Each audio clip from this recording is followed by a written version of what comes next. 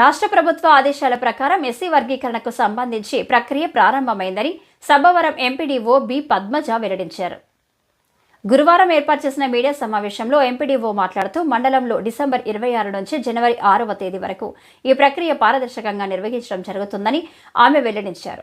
ప్రస్తుతం షెడ్యూల్డ్ కులాల జాబితాలో ఉన్న ఉప కులాలతో సైతం ఉన్న జనాభాను ఆయా గ్రామ పంచాయతీల్లో డిస్ప్లే చేస్తామన్నారు.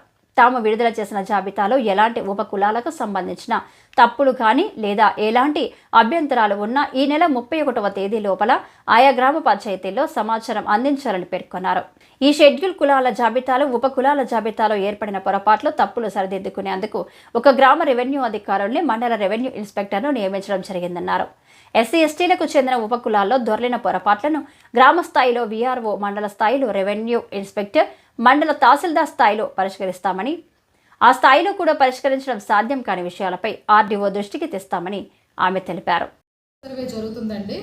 సర్వే అంటే సోషల్, ఇది వరకు జరిగిన ఎస్సీ క్యాస్ట్ ఏవైతే ఉన్నాయో అది social audit of caste survey 26వ తారీఖున ఈరోజు మన సెక్రటరీ లాగిన్, వెల్ఫేర్ అసిస్టెంట్ లాగిన్లో ఉన్న ఆ లిస్టులు డిస్ప్లే అవుతాయి. వాటన్నింటినీ కూడా డౌన్లోడ్ చేసి ప్రతి సచివాలయంలో కూడా మేము అది లిస్ట్ పబ్లిష్ చేస్తున్నాం. అలానే లోకల్గా ఉన్న పొలిటికల్ వాళ్ళకి, తర్వాత గ్రామ పెద్దలకి అందరికీ కూడా ఇన్ఫార్మ్ చేయమని చెప్పాము. దండోరా వేయిస్తున్నాము. ప్రెస్ కవరేజ్ కూడా ఇవ్వడం జరుగుతుంది. ఈ రోజు నుంచి 31వ తారీఖు దాకా ఆ లిస్ట్లో ఎవరైతే మనకు వచ్చారో వాళ్ళకి ఆ క్యాస్ట్లు ఏమైనా తప్పుగా పడినాయి అని కానీ, సబ్ క్యాస్ట్లు ఉన్నాయి కదా ఎస్సీ, తప్పుగా పడినాయి అని కానీ, లేదా ఆ క్యాస్ట్ మేము సంబంధించిన వ్యక్తులు మాది వేరే క్యాస్ట్ అని కానీ ఏమైనా అబ్జెక్షన్స్ ఉన్నట్లయితే వాళ్ళు అదే రోజు ఈ 31వ తారీఖు దాకా ప్రతి వీఆర్ఓ కూడా సచివాలయాల్లో అందుబాటులో ఉంటారండి. అది వీఆర్ఓ గారి దగ్గరికి వెళ్తుంది. వీఆర్ఓ గారు అదే రోజు దాన్ని ఆన్లైన్ చేసి ఆయన ఎంక్వైరీ చేస్తారు. ఆయన సాటిస్ఫై అయితే ఆర్ఐ గారికి ఇస్తారండి. ఆర్ఐ గారు కూడా ఎంక్వైరీ చేసుకుని ఆయన కూడా సాటిస్ఫై అయితే తహసీల్దార్ గారి లాగిన్లోకి వెళ్తుంది. తహసీల్దార్ గారు దానికి చేంజెస్కి అప్రూవ్ చేస్తారు.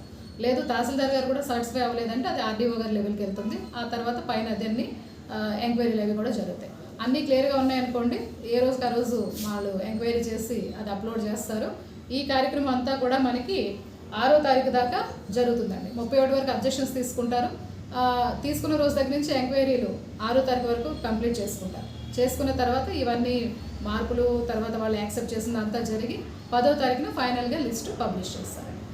ఈ కార్యక్రమం ఈ రోజు నుంచి మొదలవుతుంది. ఆల్రెడీ అన్ని సచివాలయాల్లో కూడా ఈ క్యాస్ట్ లిస్ట్ మేము పబ్లిష్ చేస్తాం. మేడం, డిసెంబర్ 26 నుంచి జనవరి 8 వరకు జరిగే ఈ ప్రక్రియకి సంబంధించి ఓన్లీ షెడ్యూల్డ్ క్యాస్ట్లో ఉన్న సబ్ క్యాస్ట్ అంటే ఏబిసి రిజర్వేషన్లకు సంబంధించి దాని మీద వీళ్ళు ఎప్పుడు మరి ఫైనల్గా ఎప్పుడు వీళ్ళు అభ్యంతరాలు చెప్పుకోవాలి, దాన్ని ఎప్పుడు రెక్టిఫై చేస్తారు? 31 వరకు అబ్జెక్షన్స్ తీసుకుంటారు. 6వ తారీఖు దాకా ఎంక్వైరీలు అవి కూడా జరుగుతాయి. వీఆర్ఓది కానివ్వండి, అంటే తీసుకున్న రోజు దగ్గర నుండి కూడా వాళ్ళు ఎంక్వైరీ